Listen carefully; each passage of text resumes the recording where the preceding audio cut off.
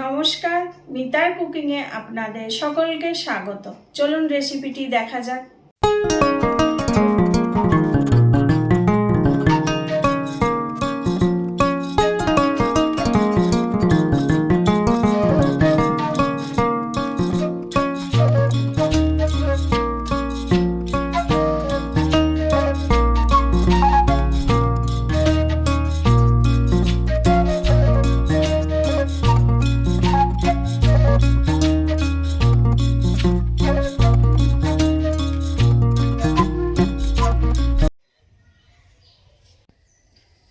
চলে এসেছি বাইরে রান্না করতে। এখন দুপুরবেলাকার রান্না হবে আলু দিয়ে ফুলকপি ভাজা। এখানে দুটো বড় বড় আলু আছে আর এখানে দুটো ফুলকপি আছে। আমি ফুলকপি দুটো ছোট ছোট করে কেটে ভাগ দিয়ে ফেলে দিয়েছি। ফুলকপি আলু ভাজতে যা যা উপকরণ লাগবে আপনাদের দেখাচ্ছি। এখানে আছে লবণ, এখানে আছে সর্ষের তেল ভাজার জন্য, এখানে আছে শুকনো লঙ্কা 4টে গোটা, আছে এখানে হাফ চামচ কালো জিরে, 1 চামচ হলুদ গুঁড়ো। আর আগে তো ফুলকপি আলু দেখিয়ে দিয়েছি।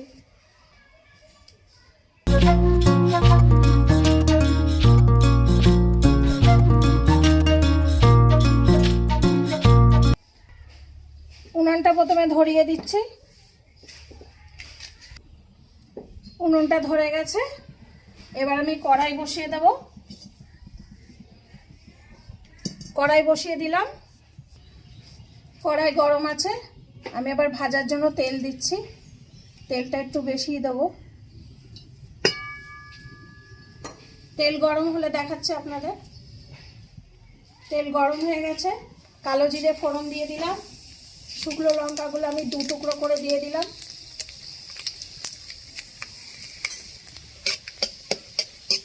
একটু নেড়ে নিয়ে আমি আলু দিয়ে দেব।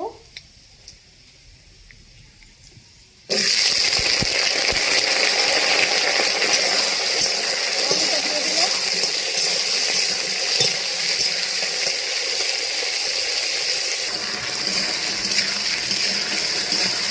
আমি আলুটাকে একটুখানি 5 মিনিট নেড়ে নিচ্ছি তেলের মধ্যে। হালকা একটু যখন ভাজা হবে তখন আমি কপি দিয়ে দেবো। এই সময় আমি হলুদ দিয়ে দেবো। হাফ চামচের একটু কম আমি লবণ দিয়ে দেবো। দিয়ে আমি একটু ভাজা ভাজা করবো, এটা হালকা একদম ভাজা ভাজা করবো। আলুটা যখন একটু নরম হবে তখন আমি ফুলকপিটা দিয়ে দেবো।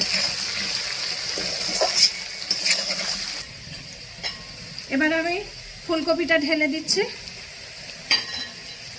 ফুলকপি ঢেলে দিয়ে এবার আমি ভাজা ভাজা করব। ফুলকপি দেওয়া হয়ে গেছে। এই সময় আমি আরেকটু লবণ দিয়ে দেবো। হাফ চামচ লবণ দিয়ে দিচ্ছি।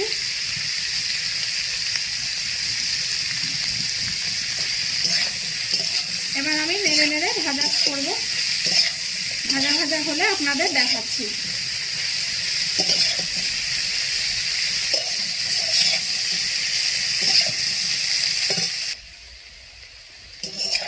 ভাজাটা হয়ে গেছে, দেখেন সুন্দর লাল লাল করে ভেজেছি। এরকম আলু দিয়ে ফুলকপি ভাজা খুব সুন্দর লাগে খেতে। ভাত দিয়ে খুব ভালো লাগে খেতে, রুটি দিয়ে ভালো লাগে। এবার আমি নামাবো।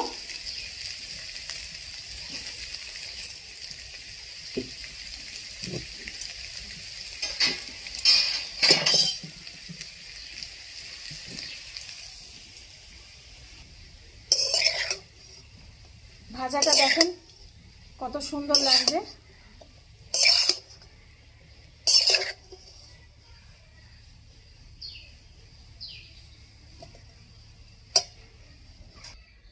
এবার আমি প্লেটে বাড়বো।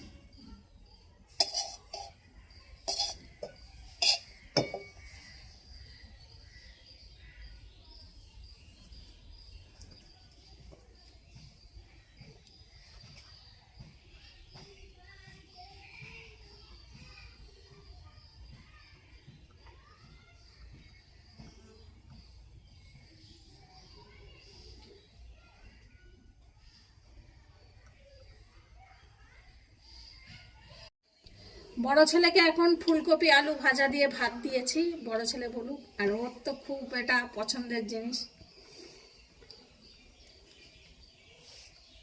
এবার টেস্ট করি।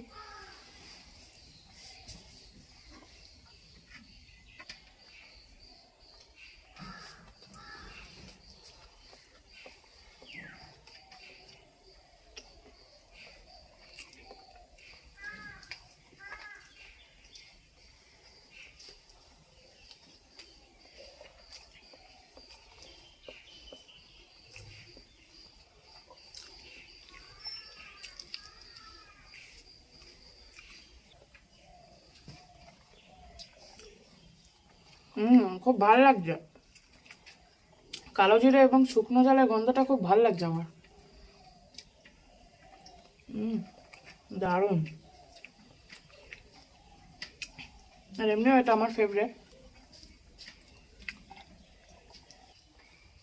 বাবা, এক থালা ভাত শেষ হয়ে যাবে মনে হচ্ছে।